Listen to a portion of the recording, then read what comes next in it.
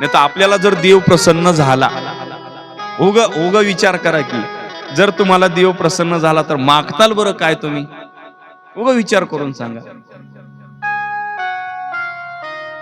एकदा काय झालं, एका स्त्रीने महादेवाची भक्ती केली आणि भक्ती करून महादेव पार्वती प्रसन्न झाले. आणि महादेव पार्वती प्रसन्न झाल्याच्या नंतर पतीची निष्ठा होती आणि पतीनं महादेवाची भक्ती करून असं जंगलातून महादेवाचं आणि पार्वती मातेचं विमान जाऊ लागलं. त्यांनी हात केला, देवा मला दर्शन द्या. खाली उतरलं विमान आणि दर्शन दिलं आणि महादेवानी पार्वतीने सांगितलं काय पाहिजे ती माग बाबा.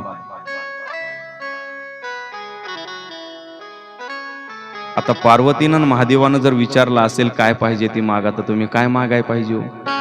त्यानं म्हणला थांबा जरा बायकोला विचारून येतो. पळत गेला बायकोकड, पत्नीकड पळत गेला. असं झालंय, देव प्रसन्न झाले, काय मागायचे? पण देवानं सांगितलं होतं 3च वर आहेत बरं का,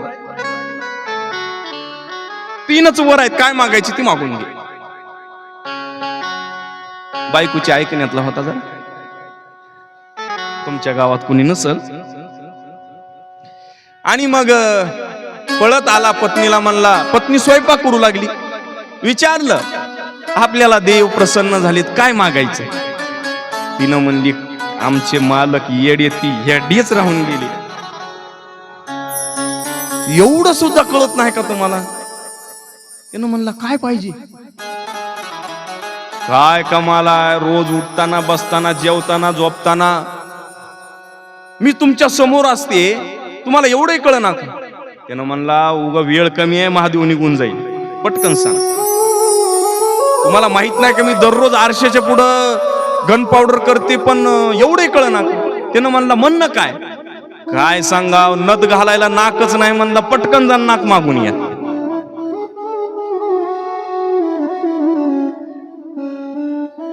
पळत गेला महादेव पार्वतीकड, देवा नाक द्या, माझ्या पत्नीला नाक द्या. तथास्तु म्हटले.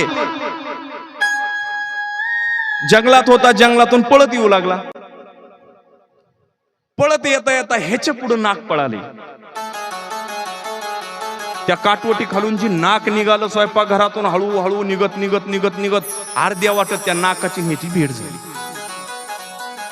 हिनं म्हणला हे काय प्रकार आहे? पळत घरी आला आणि म्हणला हे काय असलं? तुम्ही काय मागितलं? नाक मागितलं. बघ किती जा पळत आणि देवाला सांगा कमी करा म्हणून.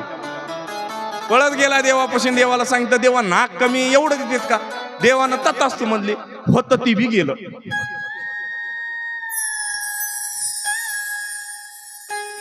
पहिलं एवढं तर होत, आता तर 2 सुराकच राहिले. अवघड आहे की म्हणलं. आपली बायको म्हणली हे काही कामाचं नाही आमचं माणूस. पुन्हा आला, परत घरी येऊन बघत होतो, पाहिला आमची बायको कुठं गेली म्हणला. तिनं म्हणली मीच आहे की. नाक अवघड आहे म्हणला. गेल अरे काय मागावं मग म्हणला. बायको म्हणली हो का तुम्हाला अजिबात काहीच कळत नाही म्हणला. मागताना काय मागावं? मग आता करू का? एकच वर राहिलाय. तिनं म्हणली पहिलं जेवढं होतं तेवढंच ठेवा. नको बस झालं म्हणली, जेवढं आहे पहिलं तेवढंच ठेवा. म्हणजे मागत असताना सुद्धा काय मागावं याचं सुद्धा ज्ञान नसतं माणसाला. हो, देव प्रसन्न झाल्यावर कुठं नाक मागायची वेळ असते का? अवघड गोष्टी येतात. आणि आपण मागून काय मागणार आहेत? प्रपंच रूपी संसारातील सुख सुविधा, याच्या पलीकडे काय?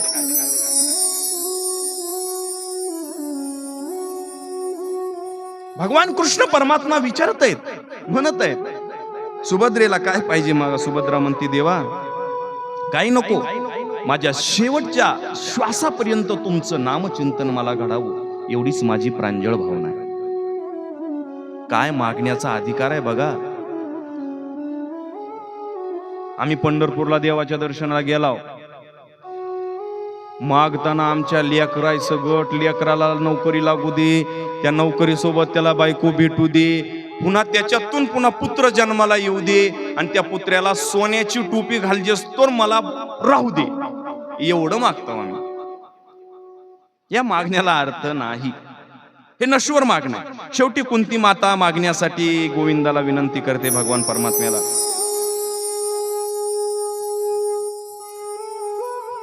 कुंती म्हणू लागली, देवा द्यायचे तर हेच दे. काय? माझ्या जीवनामध्ये सतत मला दुःखच राहू दे. अरे बाप, दुःख? देव म्हणू लागले, बुवा आयुष्यभर दुःखच सहन केलीस तू, आयुष्यभर तुझ्या जीवनात दुःखच होतं, परत दुःख का मागत आहेस? देवा दुःख असेल तरच तुझी आठवण येईल म्हणून दुःख दे. बघा शब्द किती मोलाचे आहेत. दुःख असेल तरच देवाची आठवण येते, नाहीतर दुःख नसेल तर देवाची आठवण येत नाही, म्हणून दुःख राहू दे. वा, काय देव म्हणत होते, माते बस झालं, काही नको.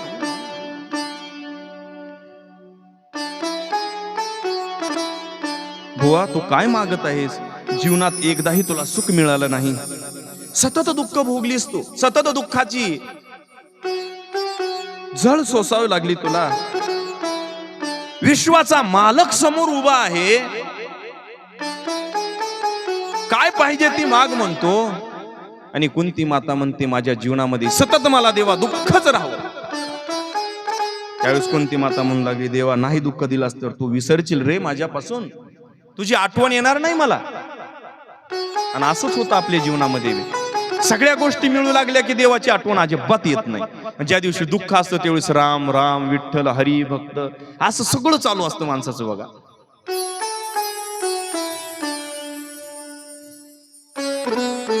तुम्ही म्हणताल जीवनामध्ये दोन पद्धती असतात जीवन जगण्याची. एक जीवन दुःखातून पुढे जातं, दुःखातून पुढे गेलेलं जीवन हे सुखाला प्राप्त होत असतं.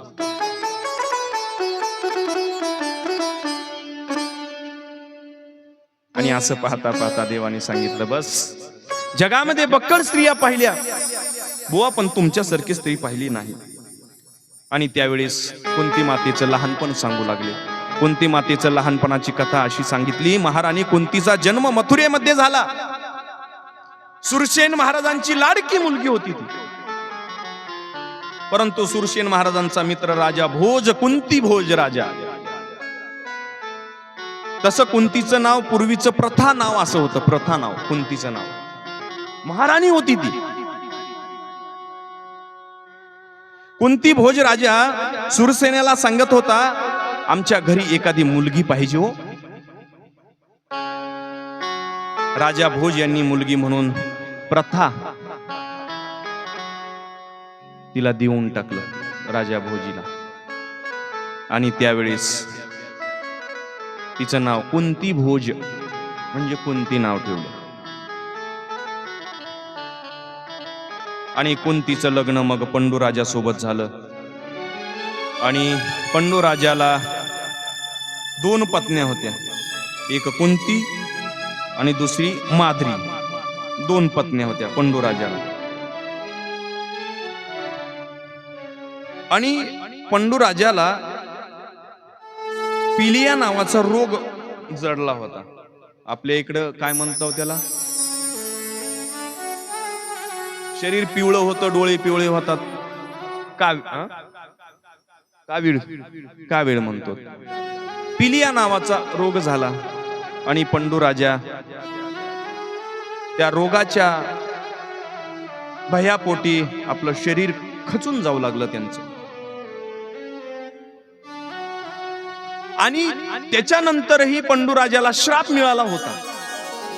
काय श्राप मिळाला होता? जर तू तुझ्या पत्नीचा संग केलास तर तू तात्काळ मरून जाशील. किती अवघड गोष्ट आहे. आता बघा, मोह आवरला नाही. पंडू राजाने माद्री सोबत स्नेह करण्याचा प्रयत्न केला. माद्री सांगत होती, नका, तुमचा प्राण जाईल, तुम्हाला श्राप दिलेला आहे ऋषीनी. ऐकले नाहीत, स्पर्श केला स्त्रीचा, पत्नीचा, पंडू राजा देहांताला प्राप्त झाले.